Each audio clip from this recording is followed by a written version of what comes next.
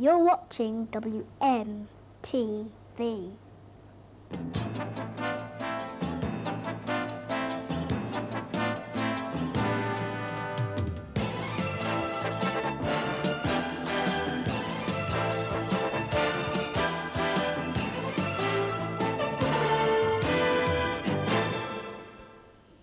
Hello, and a warm welcome to Scene on 7, the new show from the Cable Corporation and WMtv. I'm Steve Brennan. This is our second programme, and if reaction to last week is anything to go by, it seems that you like the new format. So, here's today's lineup as described by our presenters. Hello, my name's Inspector Bob Owen from the Metropolitan Police, and my colleague Dave Hyde and I will be updating you on police events in your local area. Fed up of football? I'm Tony O'Rourke, and I'll be looking at a viable alternative. And I'm Brian Doswell. I'll be presenting the business segment, getting out and about this year with new businesses, seeing what they're actually doing. Hello, my name is Karin Nilsson, and I'm going to tell you about a new operation where they're using laser beams to treat short-sightedness, long-sightedness and astigmatism. Hello, I'm Simon. Later on Scene on 7, I'll be bringing you On the Grapevine, your guide to what's on in the WMtv area. See you later. We start today's programme on a serious note as Inspector Bob Owen and Chief Inspector Dave Hyde surveys the local crime scene. Stolen mobile phones, restaurant equipment, a particularly vicious assault and a possible £48,000 reward. Pay attention, here's this week's police file.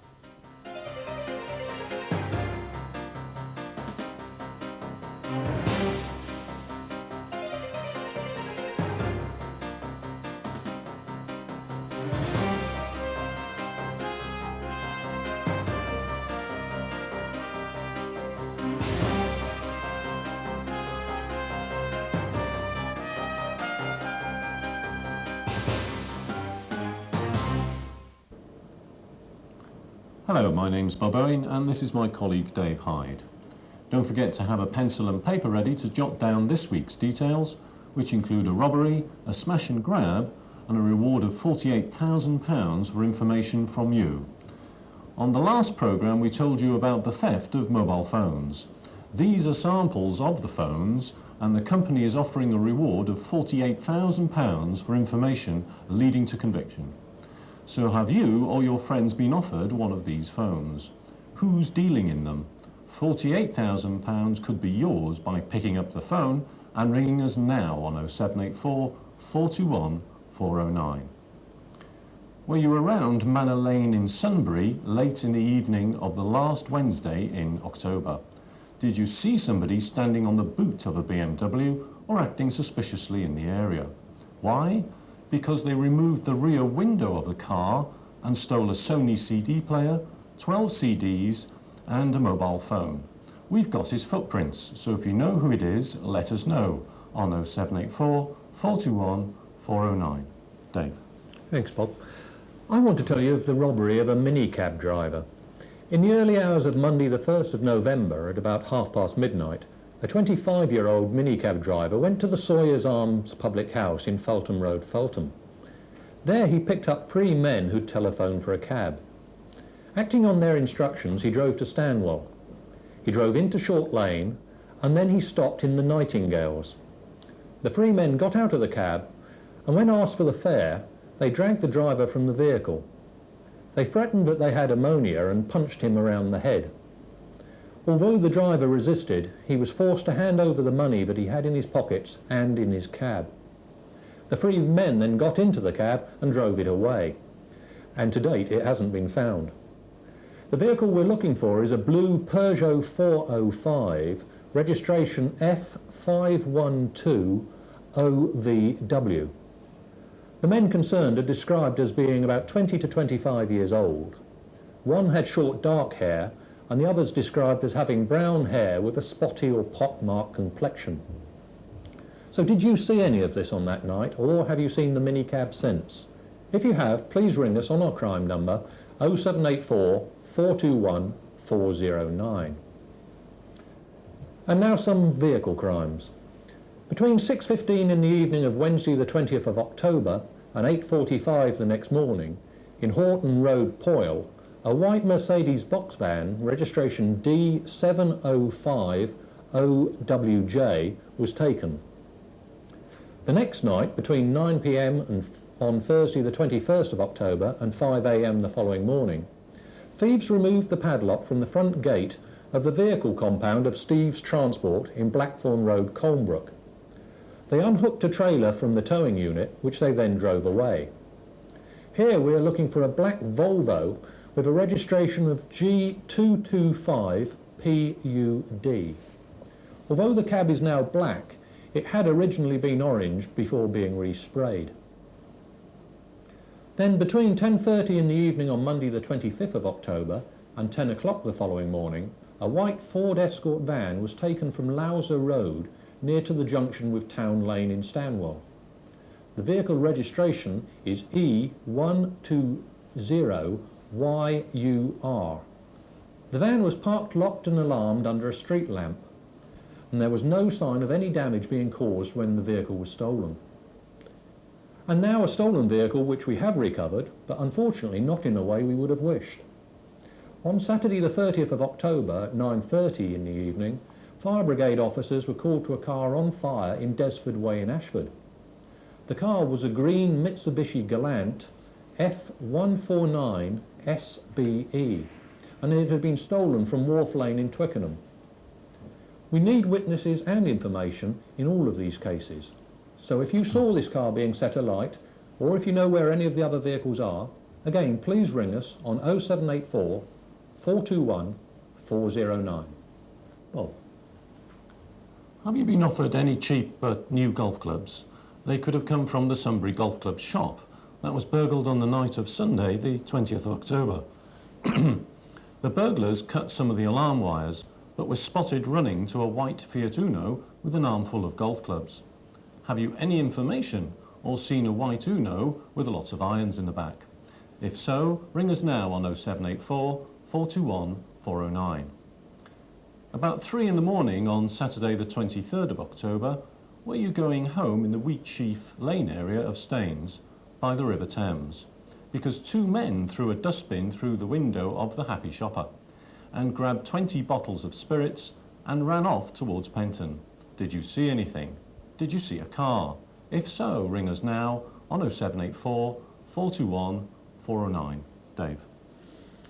In these next 2 crimes, a group of about 8 youths are believed to have been involved. On Thursday the 21st of October at about 6:20 in the evening, at the Riverside Carvery in Clarence Street in Staines, a window which was about 2 feet square was broken. We've been told that a suspect for this crime was nearby with 8 other youths, but we do need other witnesses who saw what actually happened. The very next evening at about 9:30 p.m. on Friday the 22nd of October, at the cinema, again in Clarence Street in Staines, a glass door was broken. Here, a group of about 8 youths had tried to get admission to the cinema. They were refused and the doors were locked.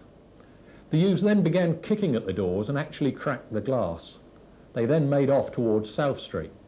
So, were these 2 groups the same on each night? If you saw either of these incidents, or if you've got any information regarding them, please ring us on 0784 421 409. Now this one is a burglary with a bit of a difference. Between 11:45 p.m. on Tuesday the 26th of October and 3:30 the following morning, somebody broke into the ancient Raj restaurant in the High Street Staines. They forced open the back door and they entered the kitchen and the main dining area. The strange thing is that apart from taking a small amount of money, the thieves concentrated upon the restaurant equipment and crockery. A number of optics had actually been taken from the counter, the bottles removed from them and left discarded on the floor, and only the optics themselves had been taken. Ice buckets were also stolen. These were taken from stands, the stands were left behind, and again the ice buckets were taken. In all, 6 ice buckets, a hot plate, a large number of side plates, bowls, ashtrays and salt and pepper pots, rather like these, were taken. The crockery all bears the marks Churchill Hotelware on the back. So, is somebody somewhere planning to open their own restaurant? Or is somebody planning some large-scale entertaining? In either case, if you know anything at all, please ring us on 0784 421 409. Bob. And now 3 pedal bikes that have been stolen from Ashford in Middlesex. The first is a boys' rally activator with an 18-inch frame, 21 gears painted green with a tear in the saddle. It's worth about £200. It's also postcoded TW15 1BB. The second is a man's rally ascender, postcoded TW16 7PT, with straight handlebars, 18 gears, dark blue in colour, with a ripped seat and stickers on the crossbar. The third is another rally ascender, green in colour with 24-inch wheels. Its value is about £130, as both wheels are buckled and several spokes are missing from the front wheel.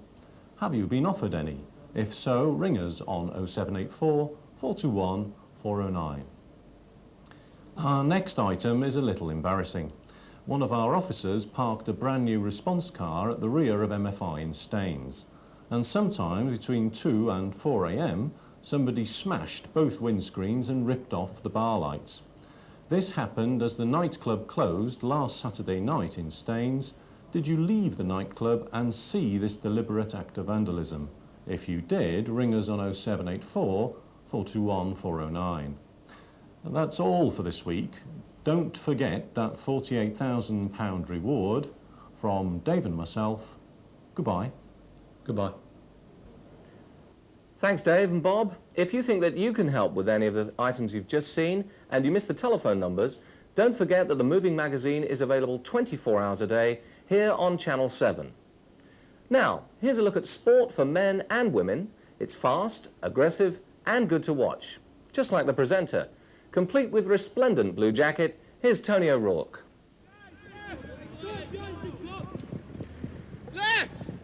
If you're fed up of football, I think I found a viable alternative. To tell us more, I've been joined by Peter Johnston, who's the manager of the Maidenhead Hockey Colts. Peter, tell us what's going on here this morning. Well, this morning we've got the under-12 boys and girls training.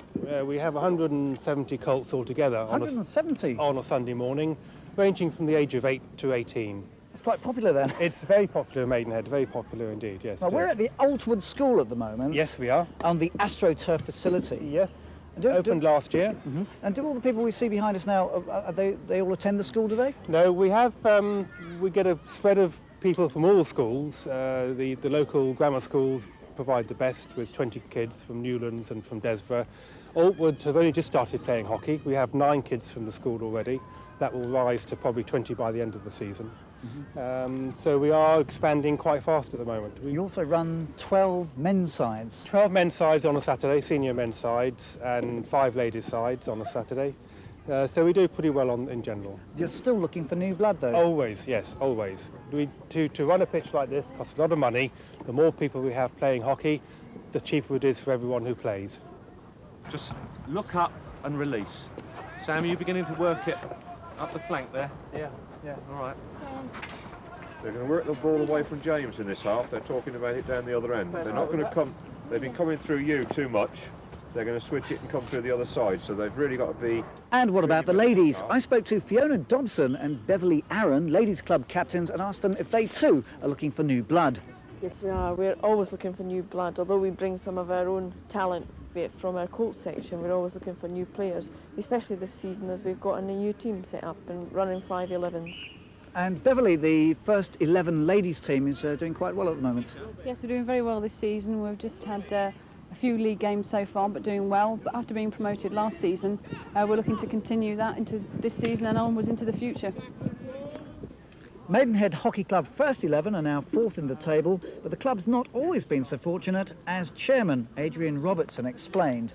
Yes, in the early 80s we went through a bad period where we lost a lot of our good players to National League clubs, and we made a positive decision about 5 years ago to reorganise the club with a management committee, and it's this committee that has produced this AstroTurf pitch here.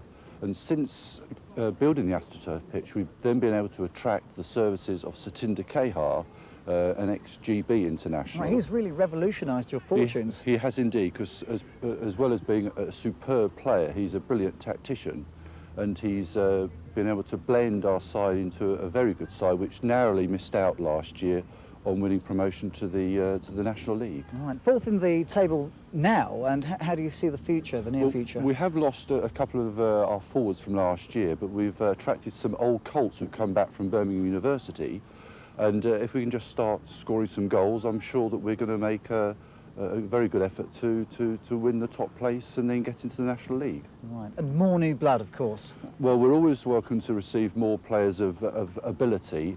The problem is we're very close to National League sides Reading and Hounslow, and you know, they tend to get the very good players, but we're very welcome to get any players of note, certainly.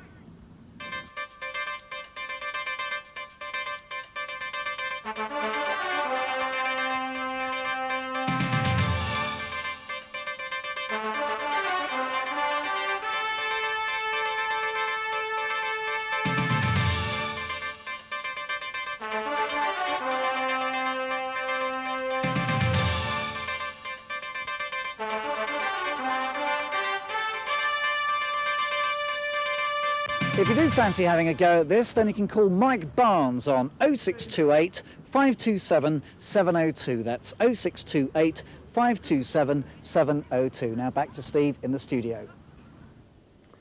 Thank you, Tony. Blood, blood and more blood. It sounds more like police file than a sports diary. Right, after the break, update on Seven, and for a change, a real business success story. We'll be back soon.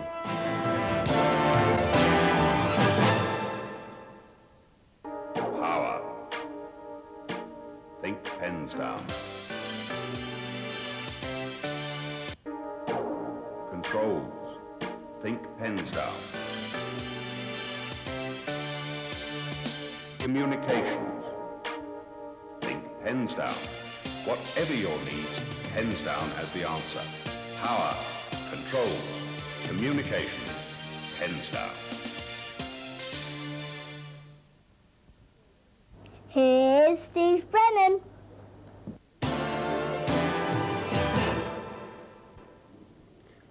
She's very good, isn't she? And she only got the job because she's the director's daughter. Thank you, Lisa.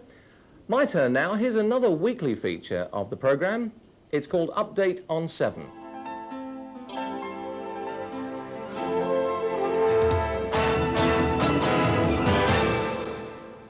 One of the quietest, most relaxing places in Middlesex celebrated its 25th anniversary recently.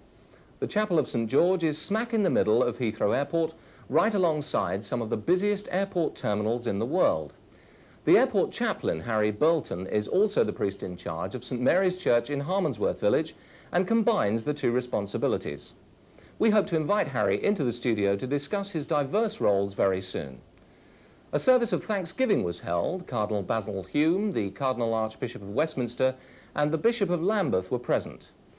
A fantastic flower display arranged by the Harmondsworth Flower Guild and John McCuster from St Catherine's Church in West Drayton decorated all corners of the building. Many of the rarer varieties of flowers were flown in and donated by international airlines based at Heathrow Airport.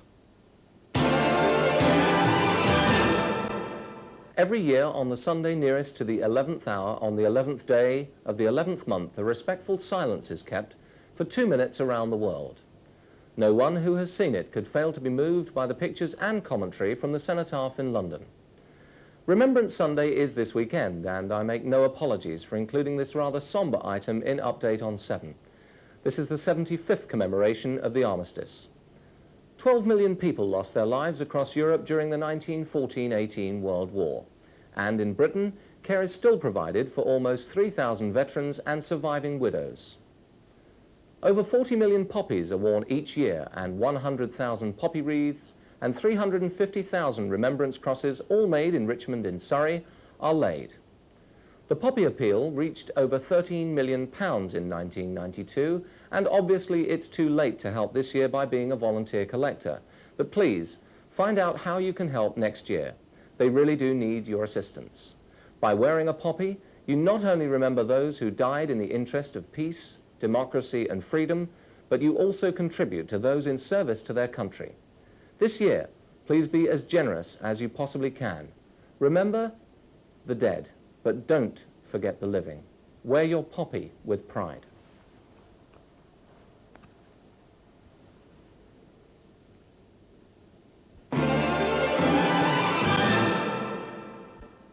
Now, Brian Doswell has been looking at the lady behind a real success in the recession. Here's Brian's report on Claire Warman, the lady who runs Designer Body. And we're starting today with a young lady called Claire Warman, who started a company called Designer Body. She's running step aerobics classes. She has a whole series of designer leisure wear, and she's just about, after 1 year, to open her second shop in Reading. She's doing very well, a very interesting young lady. She won a major prize in the Livewire Young Entrepreneur of the Year competition. She was first in the regional heats around here, and then went on to become fourth in the whole of the UK, which is an amazing feat for such a young lady. Splendid enterprise, and we're going to go and find out a bit more about that at the Magnet Leisure Centre in Maidenhead.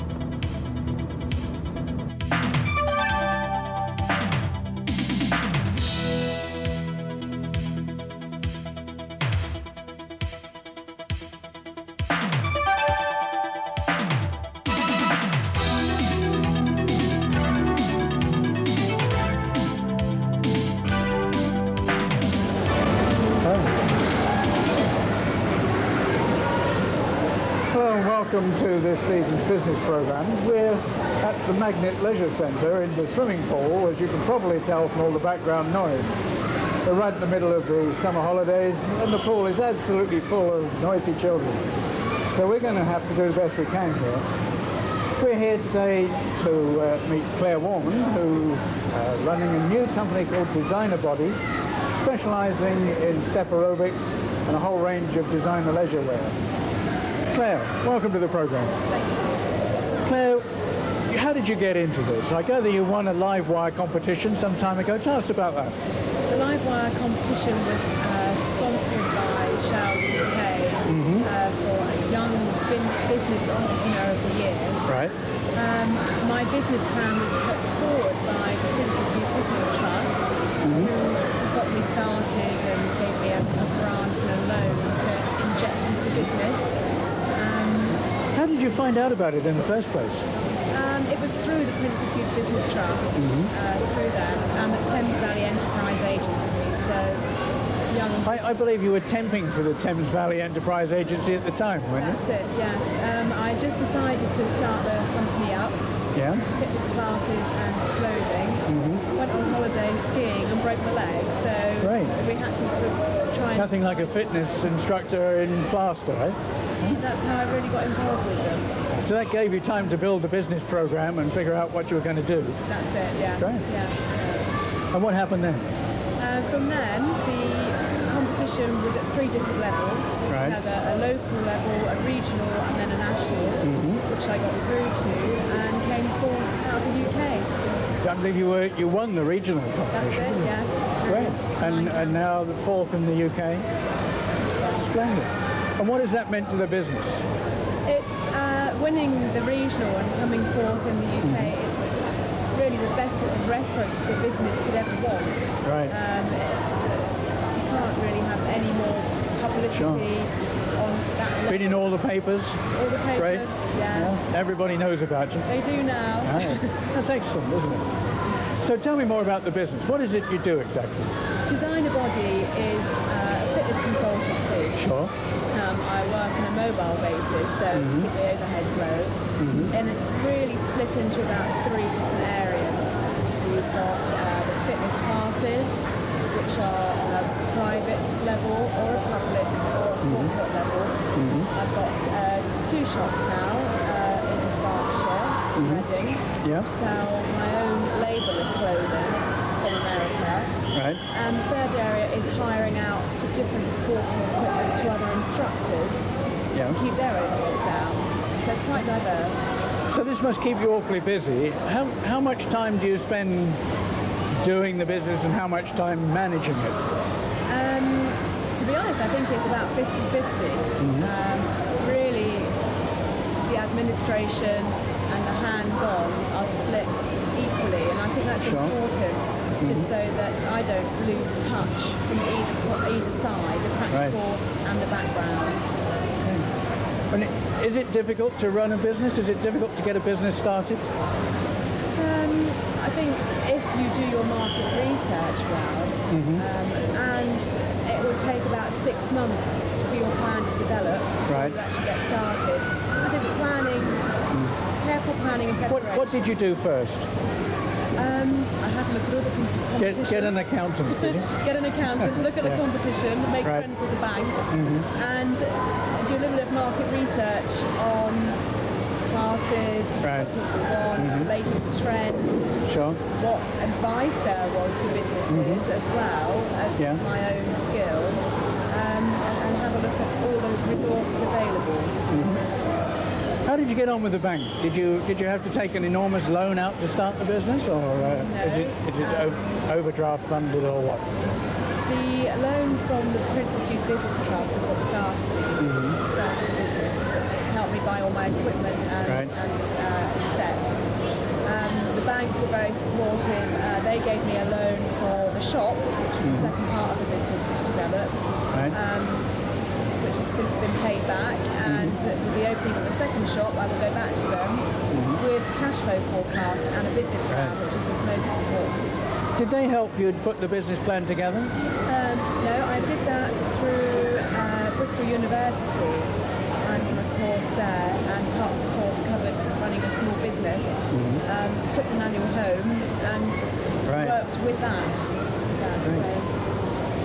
And that accounts for about half the time. So it's half the time doing the aerobic courses, half the time in the shop, half the time running the business, half the time doing some marketing. How about marketing? How do you actually get your business known amongst all the others out there? Yeah, I think to have assigned to a logo and a name that people can remember and keep that throughout, use it for everything. The continuity, people will start to familiarise themselves with it and recognise it. I think advertising in specialised magazines, so you really do focus on the people that you want to focus rather than a generic advert. We've got T-shirts with the logo on and the company name. I've got it and the phone number. And phone number. Yeah. I've got it on the car, on the steps, everything possible. So does it just take over your life? It does at the moment. In the first year or so it will do, but then I will look back and the business will hopefully be running itself soon. Great. Do you have much help with the business? Is it just you, or how big a team do you have? I've got 2 people working in my shop, which are very hard to find reliable staff, but they're super. So fortunately that side of the business is working itself already. I've got a whole network of instructors who I can call upon who will subcontract to me classes or holiday cover and things like that. And that really is it. I think keep it small and local. So there's you and your accountant and a team of subcontractors and the shops? Yeah. And how quickly has that all come together? We started operating the 1st of May, 92. The first shop opened in September last year, and the second one is about to open this month. So really just over a year. It all happened very, very quickly. That's really good. Where do you go from here then, Claire? What's the next step? I'd like to carry on with what I'm doing, but half it. So I've got more time to get more involved in fitness education, I think. Teaching other people how I've learned rather than let them go through the same long way. Do you think this is a fashion-conscious thing? And did you just get to the right place at the right time? The timing was spot on with the fitness boom, which has now plateaued, but I don't think it's going to decline at all. Fitness and lifestyle, wellness is part of people's lifestyle now. It's not so much a hobby, and it's not perceived as an extra. It's part of lifestyle, and I think we need to... So it's here to stay, is it? It's definitely here to stay. Well, that's good news, isn't it? Especially in these sort of recession times, to hear somebody that thinks they're definitely here to stay, opening a new shop, more staff, bigger business next year. Really good news. How about we go and see some of this? Great, yeah. Shall we go down to the dance studio and dig out your team and give it a try? Yes, certainly. Great. Thanks very much.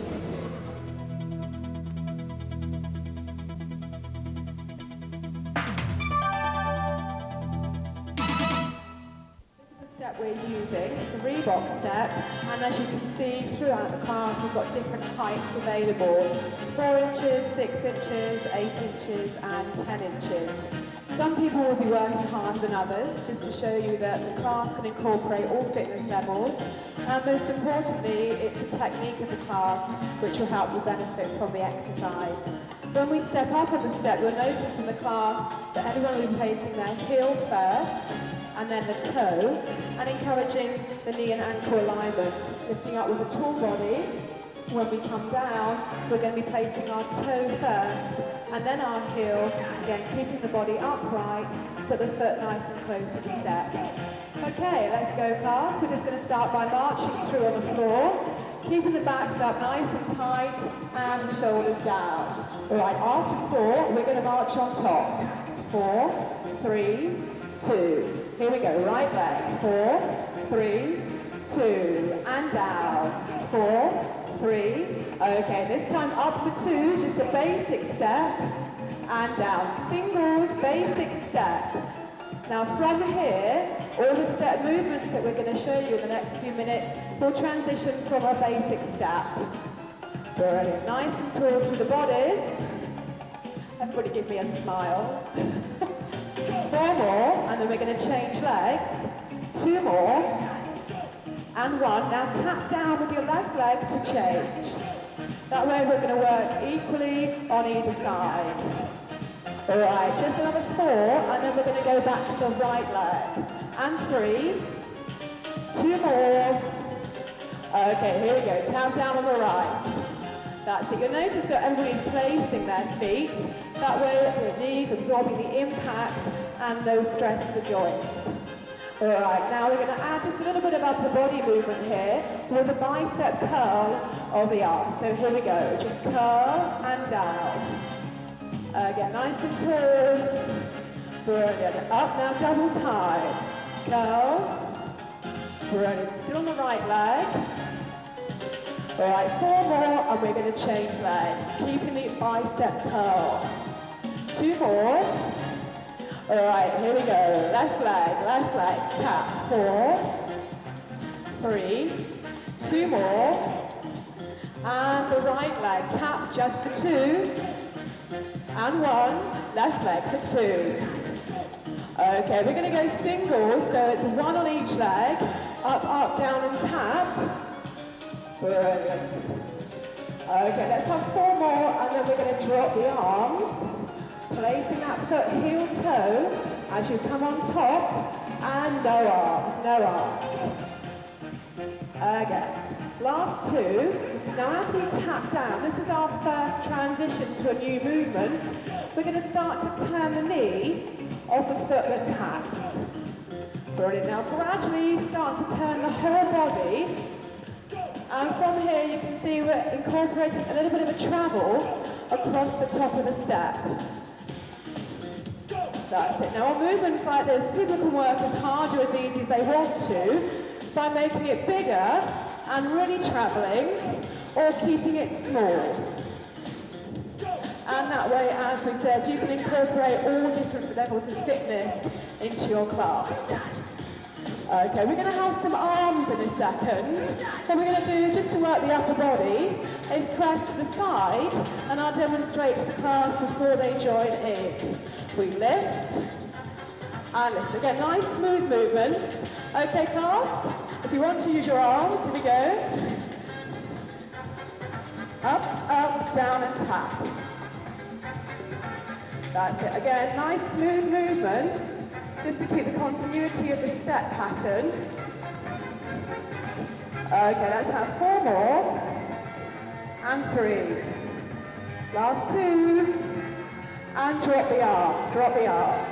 We're going to work just a little bit harder on the legs now by adding a knee raise as you come off the step. After this one, here we go. Left knee and right. Again, the posture and technique is important, keeping the upper body tall, the abdominals pulled in tight so that your back is supported. Now I shall demonstrate the arms again, giving people the option whether to use them or not. From the shoulder, we're going to press above the head. Up and up. Okay, join us.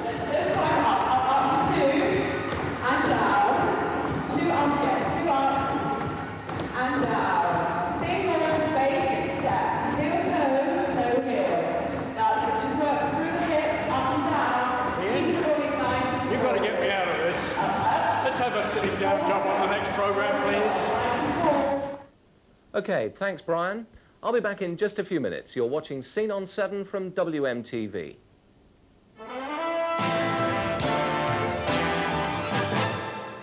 For your holiday away from the crowds, our 9-bedroom villa has its own swimming pool, tennis court and billiards room, and is available for room or whole villa rental.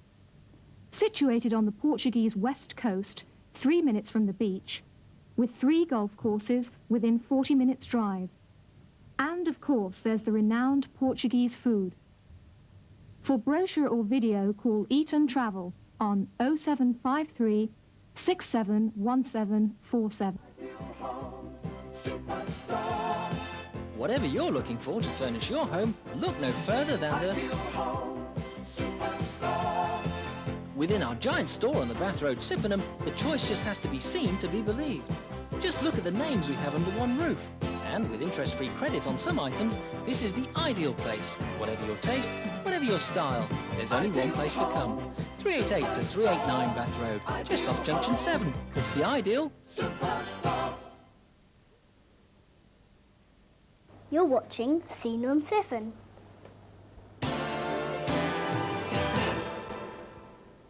If you're in the least upset by the thought of an eye operation on television, please go and make a cup of tea now. But honestly, there's nothing to worry about. We sent Corinne Nielsen to Great Missenden with Roger Field from Maidenhead, who was having this very special operation. If you're one of those who feel queasy when it comes to operations, don't worry. This is about an operation, but one without any blood or any knives in sight. We're going to meet Roger Field from Maidenhead, who's going to have his eye operated on using the very latest in high-tech surgery. Here at the Chiltern Hospital in Great Missenden, they're doing an operation which hopefully will mean that people with long or short-sightedness or astigmatism will be able to throw away their glasses forever. Can you tell me a bit about the operation itself? Yes, this is a laser procedure, and it involves the evaporation of tissue from the surface of the cornea, which is the window at the front of the eye. By changing the shape of the cornea, it's possible to adjust its lens power, and in that way we can get rid of the need for people to wear glasses or contact lenses. Would you say it's a simple operation? Yes, it's very straightforward. The laser machine is computerized and it makes all the calculations required to produce the change in shape that you want. So from the user's point of view, it's very straightforward. Is it suitable for everybody? We don't treat people who are still getting more short-sighted. So people under the age of 21 are almost automatically excluded. But very often people go on getting more short-sighted until maybe their late 20s or early 30s. So we have to be satisfied that their refractive change isn't getting worse from one year to the next, because we don't know if we can repeat it in, say, 5 or 10 years' time. Is it always a successful operation? No, I'm afraid not. Nothing's always successful.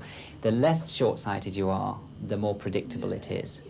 And we would say that for people who are less than 6 diopters short-sighted, if they have both eyes done, they've got a 90% chance of being able to see reasonably well without glasses. They may still need glasses for best vision in the distance, but they'll be able to cope without glasses and drive without glasses in 90% of cases.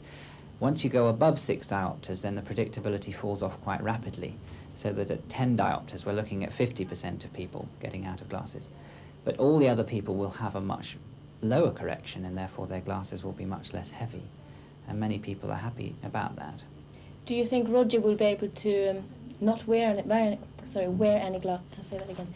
Do you think Roger will be able to not wear any glasses again?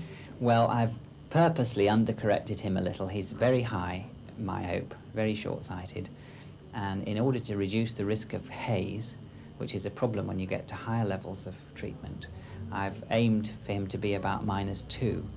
Now that is a very useful reading distance.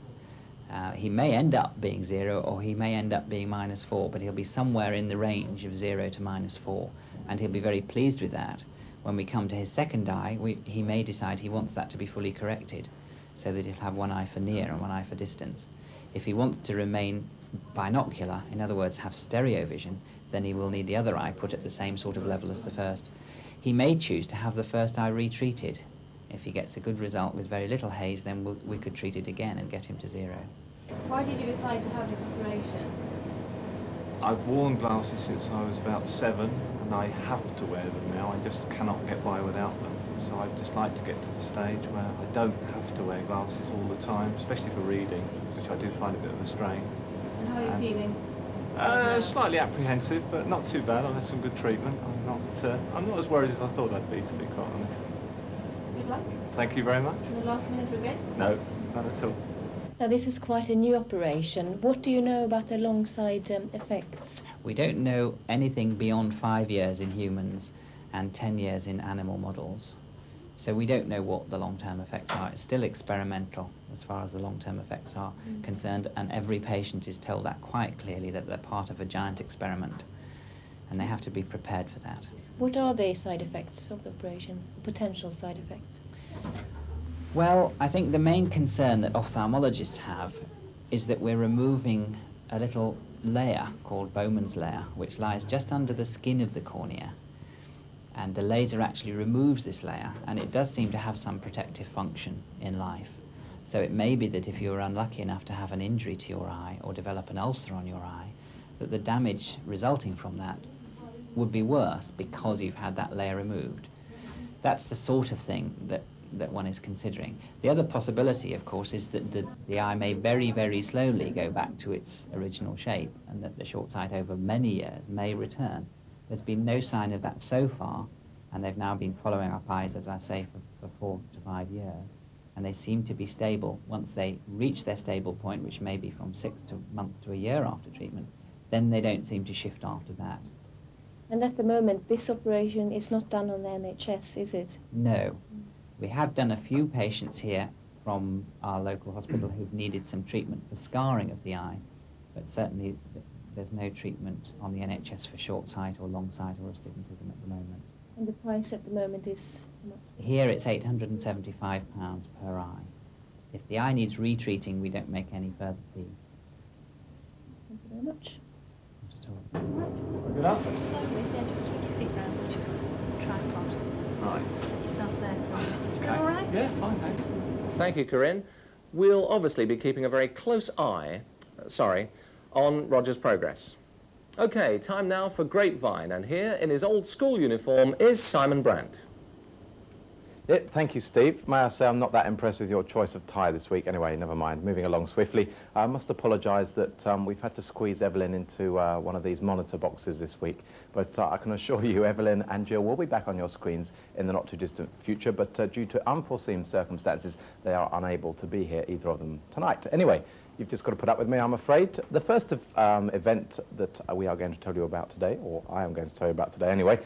Children, are you interested in chess? Then the Maidenhead Junior Chess Club welcomes new members. That's boys and girls under the age of 16. They meet on Tuesday evening, 6:30 p.m. until 7:30 p.m.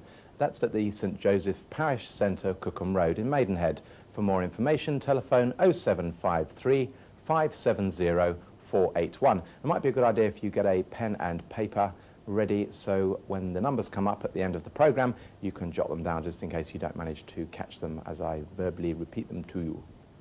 Anyway, on Tuesday the 9th of November, Charlie Chuck from the Reeves and Mortimer Show appears at the Old Trout. It's £2 for members and £4 for non-members. For more information about that, you can dial 0753 869 897. Jack's Giant Car Boot Sale takes place at Beechwood School, Farnham Road in Slough. That's every Sunday, and it's only 20p for admission. There's also a car boot sale on Sundays at Ashford Hospital. That's in Ashford, believe it or not, and that's from 8:30 a.m. until 2 in the afternoon. Now, if you're a nightclub fanatic and you're also into aerobics, then there's a 3-hour fitness extravaganza taking place, and you can experience the latest trend in aerobics. That's on Sunday, the 21st of November, 2:15 in the afternoon until 5:15 in the afternoon. That's at the Mirage in Windsor. Now, for tickets, They are £7.50, no less. You can ring the Mirage on 071 498 8348. I'm not sure if that is the Mirage, actually, but there are apparently live DJs and top London fitness, what do you call them, instructors? Yeah, that's the word I'm looking for. Crew would totally help us there. They all look blank at me, never mind. Tai Chi, that's Chinese soft exercise, is taking place in our area. And there's been beginners courses taking place at Eton Church Hall on Thursday at 8 p.m. That's from November the 18th. And at Maidenhead Castle Hill on Fridays at 7 p.m. That's also from November the 19th. And there's also an introductory, I can't say that word, an introductory day on Sunday the 14th of November. That's at Eton. Telephone 0753 855 921 for more information. Now, the Hilltop County First School, that's in Windsor, are looking for craft and art stalls for their Christmas fair. Crikey, Christmas already.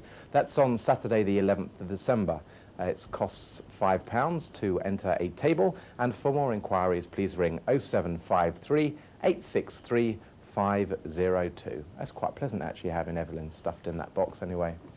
I'm sure she doesn't appreciate being in there, but she will be let out soon, I promise. Are you aged between 0 and 5? I'm certainly not. Then you can join the 0 to 5 Club. They meet every Thursdays at 1:45 in the afternoon until 3:45. That's at the United...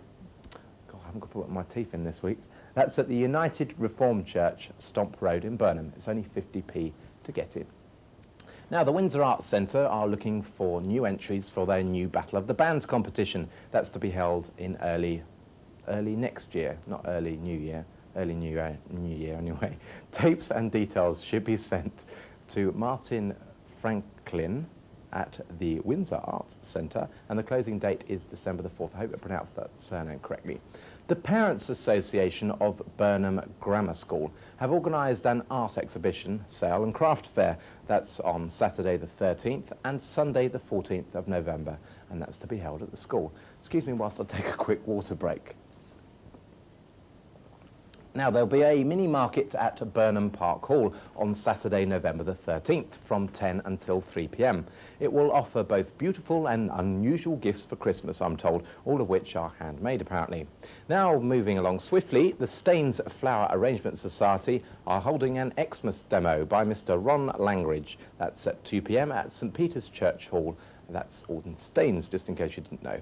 Now, visitors are welcome, and it's on November the 17th. It does help if I give out the date. Now, there's a 7th Dickensian Christmas Fair taking place between the 12th and 14th of November. That's at Thorpe Park in the Dome, I understand. Now, you can telephone Thorpe Park on 0932 569 393 for further details about that. Now, just so we can get sort of a bit of reaction from you out there, we thought it'd be quite a good idea, that's the research team of On the Grapevine, if you would send in the worst postcard you were sent over the summer holidays, or for that matter at Easter, or for that matter between now and Christmas. Now, it'll be running for several weeks, and there will actually hopefully be some Sky goodies that we can give away to you as a prize. But there is only one winner. There is only one worst postcard out there in the WMtv area. So if you have a postcard that looks very similar to this one, this is probably the worst postcard I have ever been sent in my life. Anyway, no other comments, please. But please write to us and send in an envelope your postcard to WMtv, Postcard Competition, Arran House, Waterside Drive, Langley, Berkshire, SL3 6EZ, and don't forget to put who you are on it so we can let you know, that i.e. your name, your address, and possibly a telephone number. Okay? Now, last week we did actually have a competition, and we haven't forgotten that we had a competition. Just to give you another opportunity to, we're going to wait till we get a few more entries in, because that's 2 complimentary free tickets to the MGM cinemas in Slough. Now, we wanted to know what was the name of the lion. I nearly gave you the answer then. What was the name of the lion, or what is the name of the lion that's in the MGM corporate logo badge? You know what I'm going on about anyway. And send it to the address that I just gave you a few moments ago. Now, if you are still keen on car boot sales, then there's a new venue taking place at the Grove Road, that's opposite Burnham Beaches Hotel. It's open every Sunday, 8 a.m. until 2 p.m. It's £5 if you want to enter a car, and small vans are £7, I'm told. And if you want to go along to find out what's happening, it's 20 pence to get in. On Remembrance Sunday, don't forget to get all your poppies, please. That's the 14th of November. There will be a parade at 10:15 a.m. from Gore Road in Burnham. Wreath laying will take place at 10:45 at the War Memorial. If you want to find out any information about that, then phone E. Gibbard now, please, on 0628 661 647. There's also an exhibition taking place, that's by Abraham Vaughan's at I'll start all over again, helps if I read it out correctly. There's an exhibition taking place of Abraham Vaughan's human moulds. That's until November the 13th at the Windsor Arts Centre. It does help if you read through. Normally I used to kick Mandana for not doing that, so about time I learnt how to read something out properly. Anyway, I'm wittering on, boy, get on with it. At Chertsey Museum until the 20th of November, there's exhibitions of drawings and paintings by Jackie Winkworth, and she's a founder member of the Runnymede Arts Association. Although it's slightly out of our patch, it is well worth a visit to Chertsey Museum, I'm told, rotten recommendation. Admission is free, and the museum is open between Tuesdays and Saturdays in the afternoons. Now, if you're not quite sure what to get up to this weekend, and you've been scratching your head and all the rest of it, and you want to get out and get some fresh air, then why not visit Savile Gardens and the Valley Gardens? That's part of Windsor Great Park. It's open daily between 10 a.m. and 6 p.m. It's free parking if you visit the garden, and if you go into the garden, just to the left-hand side, there's a very good shop, I'm told, so you can pick up perhaps some of those Christmas bargains that not Christmas bargains, unusual Christmas presents. Talking of which, we will be doing a feature on unusual gifts for Christmas at some point in the not-too-distant future. Right, now, the National Children's Orchestra is something I didn't know about until I actually picked up a copy of this leaflet from the local library.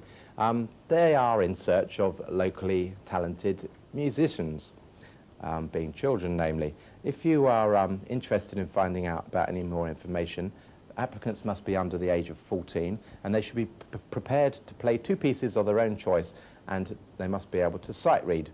If you know any musically talented youngsters, then they'd like to hear from you. If you'd like to write to them, that's the National Children's Orchestra, 157 Craddocks Avenue, Ashted, Surrey, KT 211NU, enclosing a stamped self-addressed envelope. Then they'll get in contact with you, or you can telephone them on 0372 276 857. Now, Spelthorne's new arts centre is due to open in the new year. I'm told Emma Thompson and Kenneth Branner will be opening it. Now, if you want to find out any information about what's happening with the building work, so on and so forth, then Liz Watts would love to hear from you. Telephone her during office hours, please, on 0784 446 396. Now, that's the last event we're going to tell you about today. Meanwhile, please carry on writing in. We've had quite a few letters from you. Please write them to the address that Steve will no doubt give you later on in the programme, and just mark it on the Grapevine production team. But before I go, there's a last little teaser for you. We want to get some names for our teddy bears, basically. There's Daddy Bear, Mummy Bear and Baby Bear, but we don't actually have any names for them. So if you have got any sensible suggestions, please, then please write in to us, and if we think that someone's come up with a fairly original name for any of them, then we'll send them a prize. So until next time, I'm not quite sure whether it's Jill or Evelyn who's going to be here, but I certainly don't want to inflict myself on you again, prattling on. So until next time, it's goodbye from me, and I shall now hand you back to Stephen, and I'd love to know how he managed to get his ears to fluoresce like he did last week. Anyway, perhaps he'll tell us. Over to you, Steve. Ah, so Simon doesn't like my tie. Well, Simon, from everyone here at WMtv, here's a little something for your neck. Actually, Simon was wearing his old school tie there. The tie was approved, and you're right, so was the school. If you have any correspondence you'd like to send to us regarding Simon's tie, my tie, or the content of the programme, please write to Scene on 7, WMtv, Cable House, Waterside Drive, Langley, Berkshire, SL3 6EZ. Hopefully we'll be having a post office box number very, very soon, and I won't have to read that long address out and bore the pants off you. So, I hope you've enjoyed the programme. Don't forget, we go out on Mondays at 2 and at 6 in the evening, and repeated on Wednesdays at 6 in the evening. For WMtv and Scene on 7, I'm Steve Brennan. See you next week.